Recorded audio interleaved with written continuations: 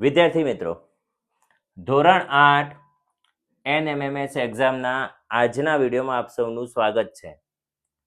આજનો ટોપિક છે આકૃતિ વિશ્લેષણ અને આ ટોપિક અંતર્ગત આજની આકૃતિ લંબચોરસ આપેલી છે જેના અંદરથી ભાગ પાડેલા છે. આ આકૃતિમાં રહેલા કુલ ત્રિકોણ કેટલા છે એ શોધવાની રીત આજે આપણે શીખવાની છે. આ આકૃતિમાં રહેલા કુલ ત્રિકોણ શોધવા માટે આપણે સૌ પહેલા આકૃતિના અંદરથી જે ભાગ પડેલા છે એને ક્રમ આપીશું. 1 2 3 4 5 6 7 8. છેલ્લો ક્રમ કેટલો આવ્યો વિદ્યાર્થી મિત્રો? 8.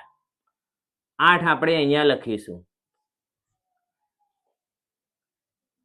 અહીંયા જે છેલ્લો ક્રમ આવે એને 2 વડે ગુણવાથી આ આકૃતિની અંદર રહેલા કુલ ત્રિકોણની સંખ્યા મળશે.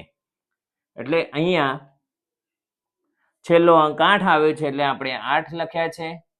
હવે એને આપણે 2 વડે ગુણીશું. 8 દુ 16. તો આ આકૃતિની અંદર કુલ 16 ત્રિકોણ છે. માટે